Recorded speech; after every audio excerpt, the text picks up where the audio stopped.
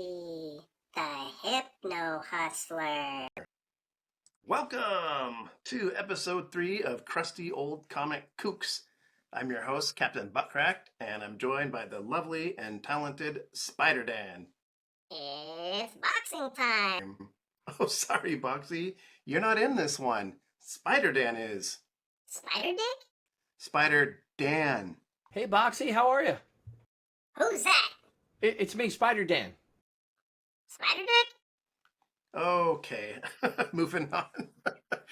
Spider-Dan, how the heck are ya? What did I ever do to that box? Well, Boxy's got some insecurities and also a little look problem.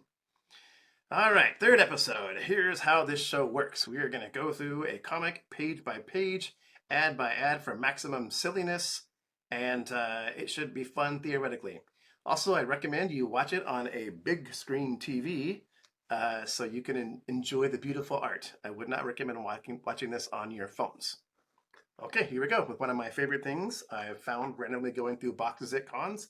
Peter Parker, the Spectacular Spider-Man, and Advance of the Hypno-Hustler. Dan, what do you think of this cover? It's simply hypnotic. I like the way Spidey's going after the microphone as if this is my show.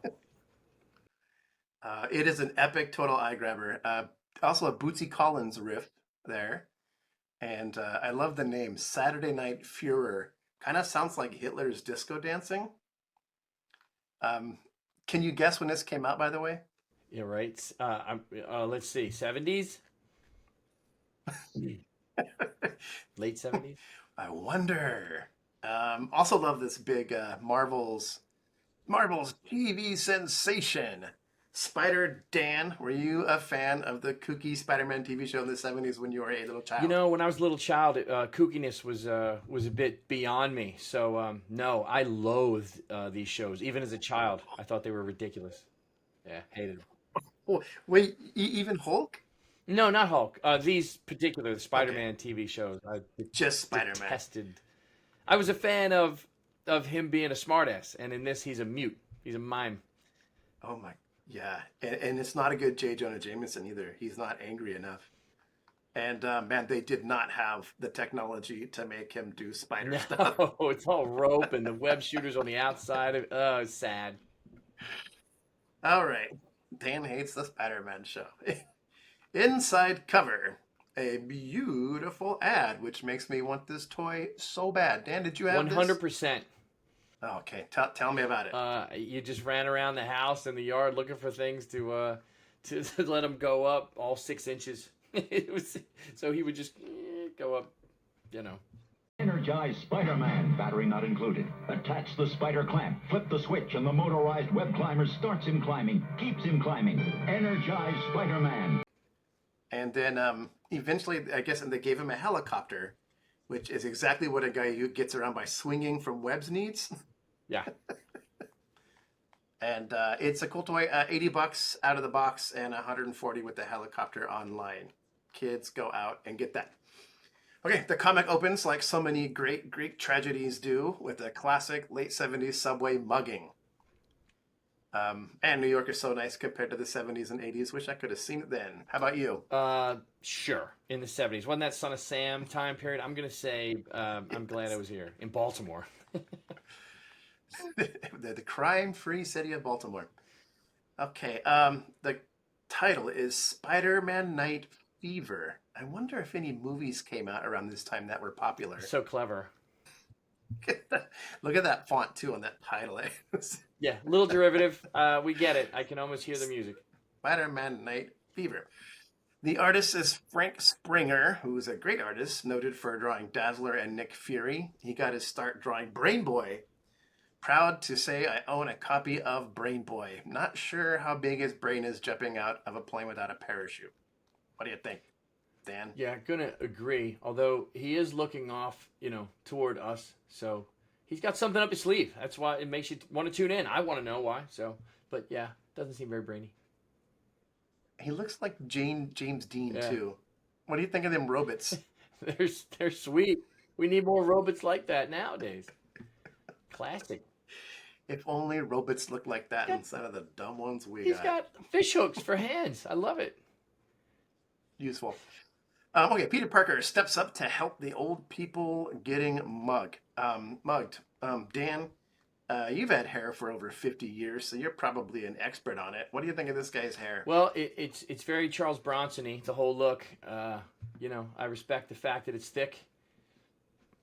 I guess that was the style then for subway muggers.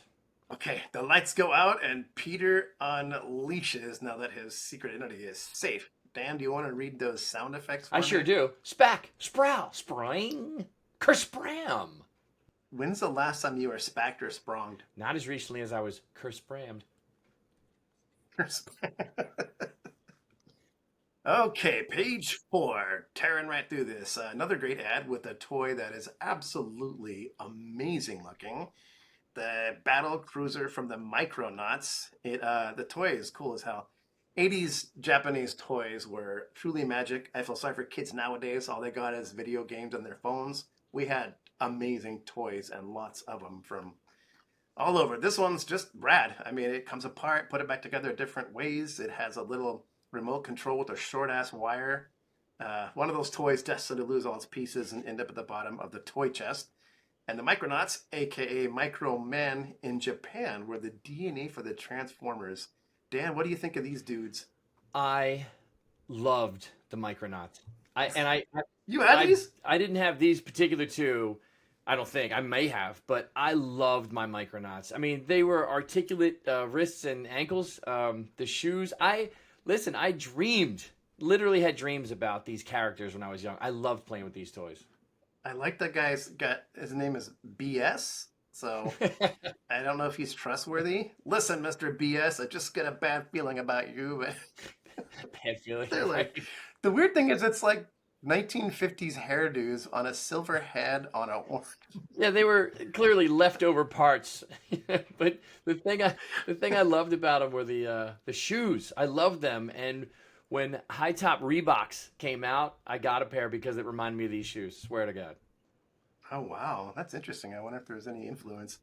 All right, back to the show. Zippity-doo-doo.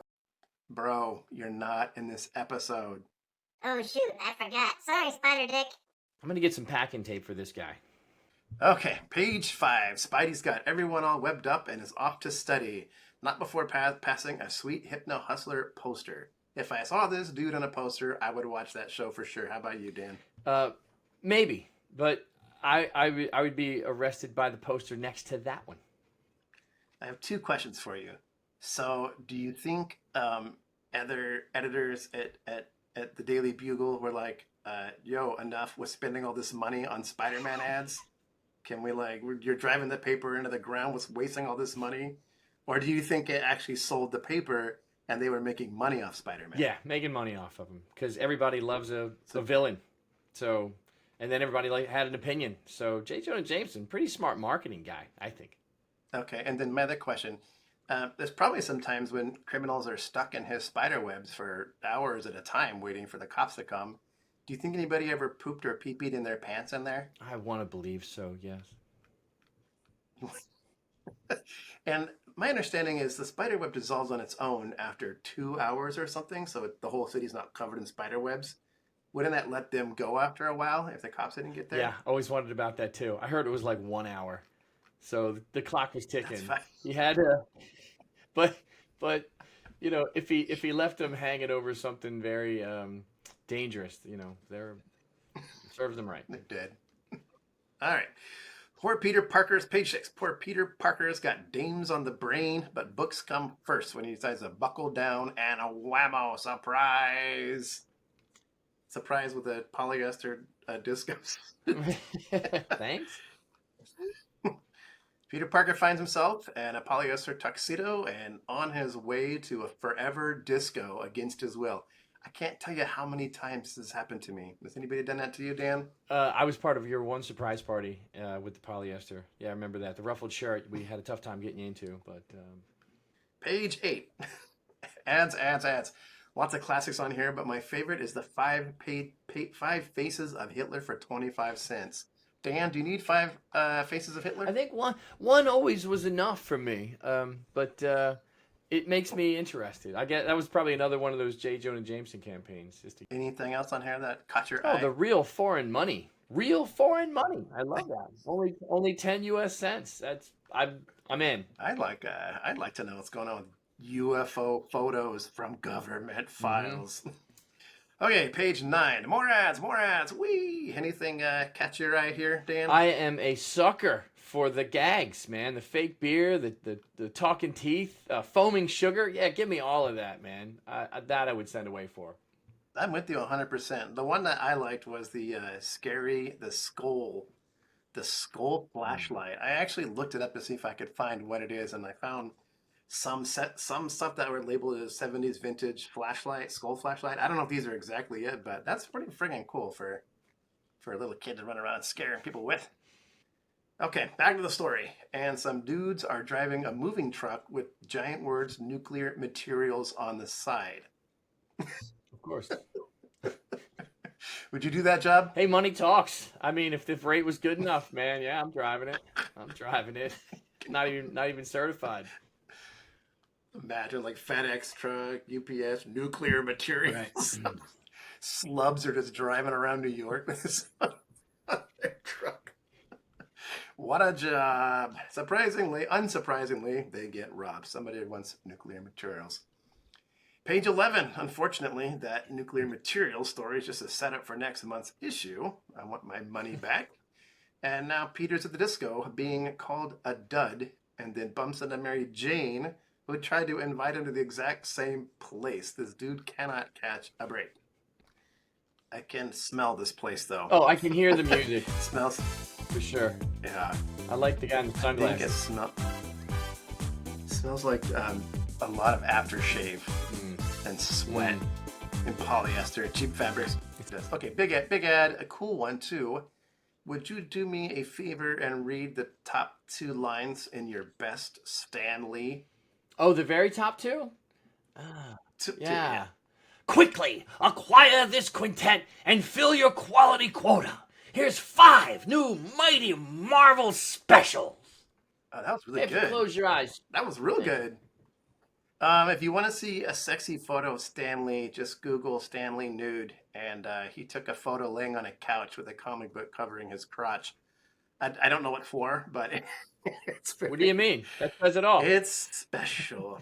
The cool thing here that stood out to me, I mean, they all look fun, was the Mighty Marvel Fun Book. And these were fun. They're just fun games for kids, word searches, mazes, crossword puzzles, and more. Lots of gorgeous art straight out of the comic. And I love this kind of stuff, so I would absolutely eat this up as a kid. Okay, page 13. Join the SLC for super prizes or cash. Classic ad, tricking kids into selling stuff door to door. Which, at least they have cool little kid superheroes to try to trick them. Those guys are kind of cool. Yeah. Which toy you want? Going for that hair dryer, babe. It was all about it's all about the hair care back then. Look at that thing, man. That's a magnum. That is a massive hairdryer, playing right at his head too. It's perfect.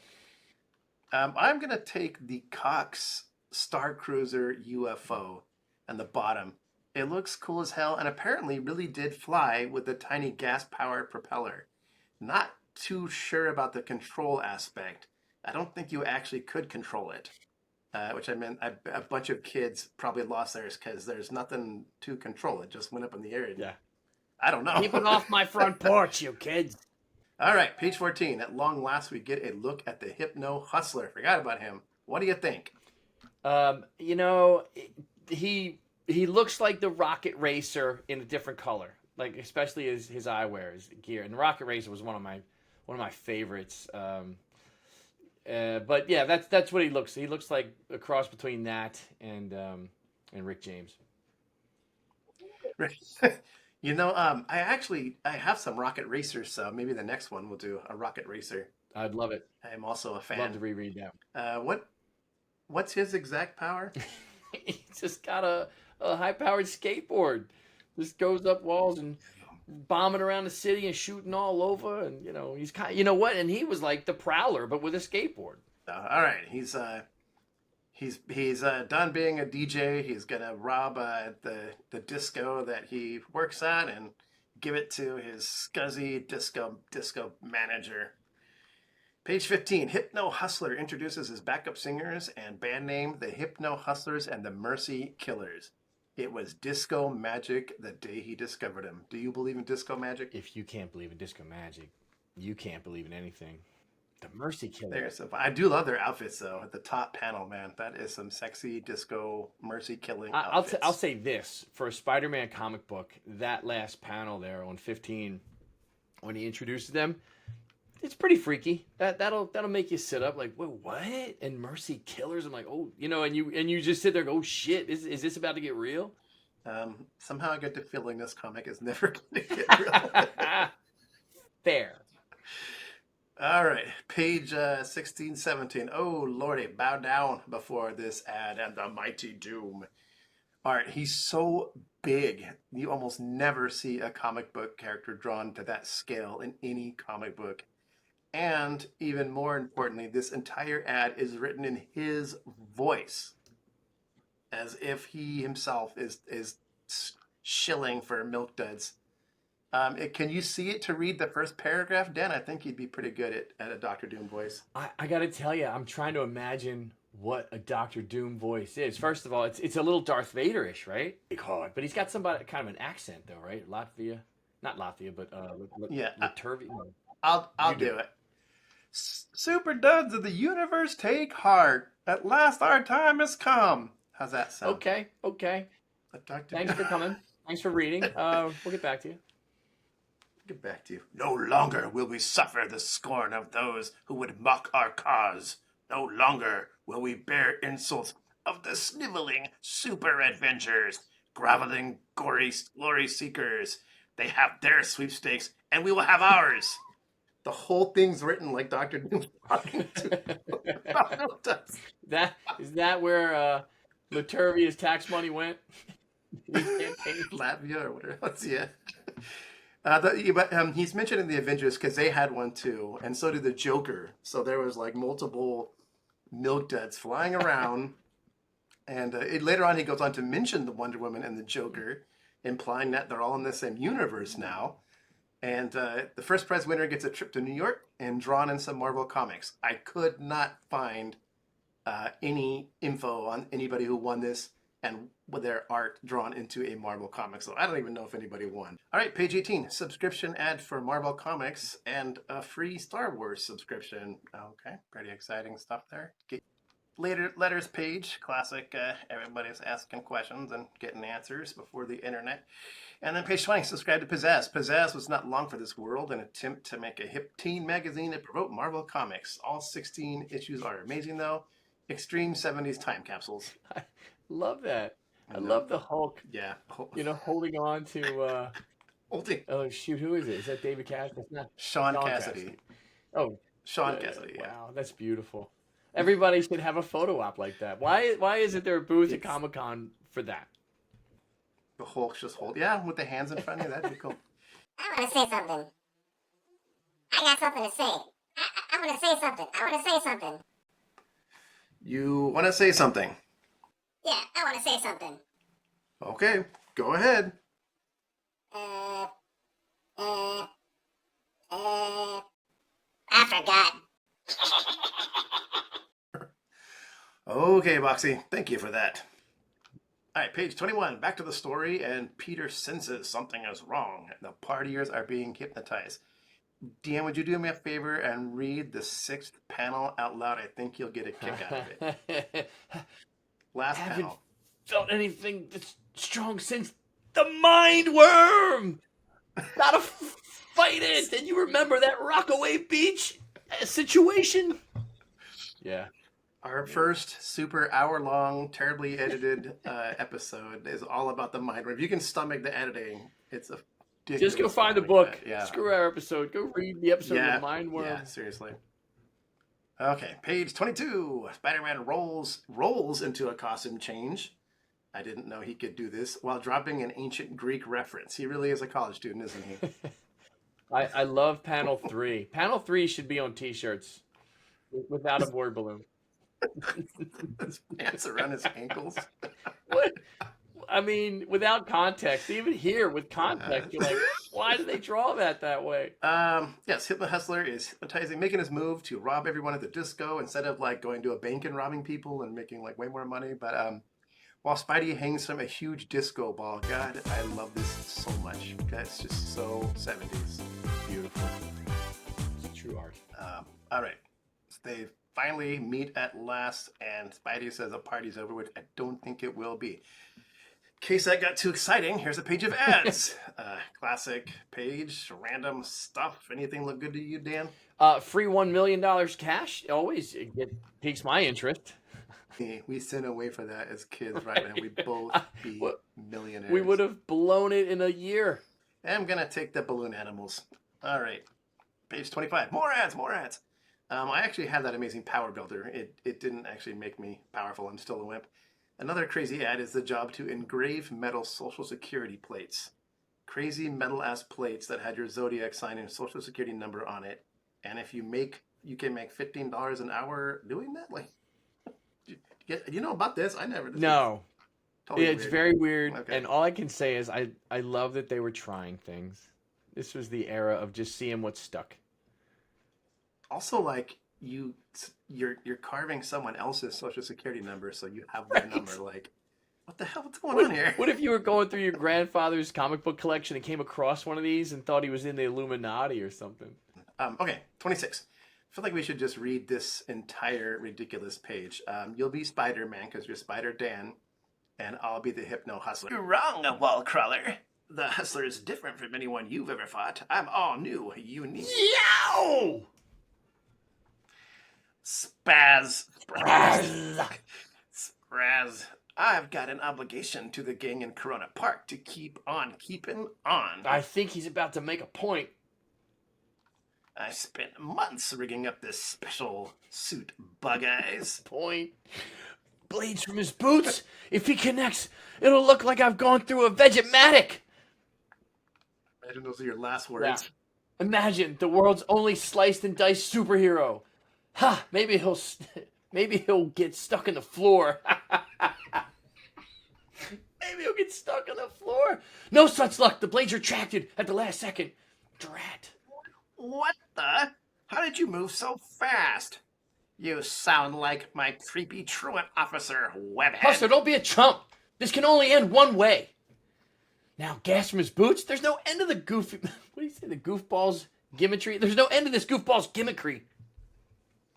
I like how he's got magic disco boots, man. They got teeth and gas. And he's asking Spider-Man how he moved so fast. That fourth panel where he's flying at Spider-Man, this body totally erect, just kills me. Yeah, Art. that's going to be murder on your lower back when you land there, buddy. Okay, page 27. The fight continues with Hypno-Hustler giving Spidey a surprisingly hard time. I like the art here. I like the poses. I like the swings, and I like the action. It's fun. At page 28. Stan's Soapbox. That's Stan Lee's little editorial that he or someone else ghost wrote for him in his language, but it's kind of funny. He's basically explaining why the Hulk and TV Spider-Man shows aren't like the comic books, doing a great job bullshitting when the real reason is obvious. It would cost $1 zillion to make them look like the comic books and have the things happen in the comic books that happen in the show. So, I mean, do you think making the Hypno-Hustler would be cheap? I did until I saw his magic boots. All right, page 29. The Mighty Thor overcomes evil. Hostess ads were just a delightful part of every comic book, and the art was actually usually pretty good in those. They weren't bad art at all. This villain, every villain is basically defeated in 6 panels by a delicious Hostess cupcake or Twinkies. My question is, why didn't superheroes just carry them everywhere? Yeah, these days they would just be the brand ambassador and get them for free. Page 30, Spider-Man flips into action and figures out the Hypno-Hustler's weakness, his headphones. I have to say, that is a nice spider butt in panel 3. Many comic artists were men and were afraid to draw Spidey's butt in any kind of sexy way. They usually draw it flat, but not here. That is a spider booty. Okay, page 31. Spidey wraps it all up and sticks the Hypno-Hustler to the disco ball. Just another night at the Forever Disco. What did you think of the Hypno-Hustler as a foe, Dan? You know, weak, but somewhat interesting, and definitely a sign of the times. The Hypno-Hustler, not much after this, he shows up in a few random comics, usually as a joke, and then eventually he goes to Villainon, which is Villains Anonymous therapy group, to try and become a reformed supervillain. That's when he starts playing the prison balls like the Blues Brothers with the Mercy Killers. Yeah, seriously. Page 32, dual ad for Grit and Slim Jim. Would you describe your meat stick as a little less than a meal, a little more than a snack? I wouldn't, but I've heard it said. I've heard it described that way. Sure. I love this art of Dracula chewing on. It is good art. It almost looks like Mad Magazine. It really does. Okay, inside back cover, super hangups. What are some of your super hangups, Dan? Oh, please. Too long of a list to go into. Unfortunately, I can't find any super hangups online, and I'm very curious to see what the actual product looks like. So, I also love these old school ads that mix Marvel and DC like this. It really makes you feel like they're in the same universe. Mm-hmm. You don't see that much anymore. Mm-hmm. Okay, let back cover, move it, steer it, shift it, build it, bop it, smack it, lick it, whatever. This is a cool Lego ad before they went heavily into branding where they are now. Final thoughts. What do you think of this issue and the fight with the Hypno-Hustler and everything overall? I think they took the idea of the Mind Worm, and they made it. They put it in a better setting instead of a shitty, abandoned neighborhood in Rockaway Beach. I don't know. It had a few things going for it. I like the pageantry, the costumes. It was a fun little romp. It was what a disco fight should be. Okay. The big question is why didn't I love goofy bad guys, so I'm in heaven here. But why not rob a bank? Why not start a classical music band and rob rich people at really fancy events? I don't know. I don't think he took full advantage of that power. Or why not just be Spiky Footman and Gas Dude? Who knows? Only the Hypno-Hustler knows. But that is our show, and thank you for watching. Yeah, goodbye. Yes, appreciate it. Anybody that stomached this, good for you. I mean, what would be worse? Just reading that book or having us go through the book at you? Well, that's a toss-up. All right, Boxy will be back on our next episode, which, if everything goes right, will be a scary Halloween episode. I keep forgetting to look in the camera. Look in the camera. A scary Halloween episode. Ooh, shit, man. I better get ready for that. Yep, prepare to be scared. Arr. Goodbye, everybody. Stay in school and mind your parents. And don't do drugs at the